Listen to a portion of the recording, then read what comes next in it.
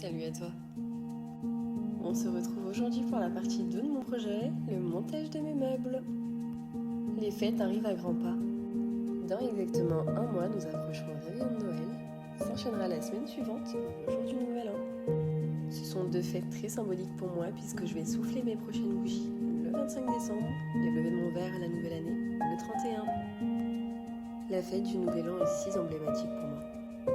Elle a une valeur émotionnelle et spirituelle très profonde puisqu'elle me fait sentir chaque année que j'ai eu la chance d'avoir pu vivre un an de plus, que j'ai pu grandir un peu plus, fait de superbes rencontres et créer de géniaux souvenirs. Pour cette nouvelle année, j'ai plein d'objectifs et d'idées en tête. J'ai pourtant bien envie de rester au lit devant une bonne série de Noël, mais c'est inconcevable. Il faudrait que je boucle tout pour janvier. Le compteur est lancé, alors me voilà reparti. Aujourd'hui, je te montre le choix de mes meubles et ses montages. Pour ma disposition, j'ai choisi des étagères en bois de pain massif brut naturel classique de 4 sections, comprenant 6 étagères et un tiroir. Pourquoi ce choix-là ? Eh bien simplement parce qu'il se rattache bien à mon image de marque qui est représentative des causes engagées pour les biens de l'environnement, un choix éco-responsable qui s'aligne aux valeurs de mon entreprise. C'est un bois qui n'est pas recouvert, donc il est très léger, facilement manipulable et le montage a été une vraie partie de plaisir. Passons maintenant au montage de mes établis. J'ai opté pour 2 établis de 100 sur 80 en bois de pain massif naturel.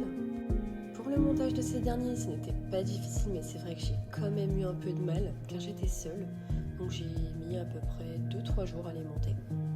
Il faut savoir que le bois de pin est un matériau naturel issu des arbres utilisés dans le chauffage, la construction, l'ameublement, la fabrication d'outils et d'objets artistiques. Il est très apprécié pour sa particularité résineuse et sa couleur jaunâtre. C'est d'ailleurs surtout pour cette raison que j'ai opté pour du bois de pin pour commencer. Cependant, il est très important de savoir qu'il est assez vulnérable. Il s'écorche assez docilement, par exemple avec un simple coup de marteau ou une lame de cutter. Donc il est important de s'y prendre subtilement. Bien regarder la notice pour le tri des vis.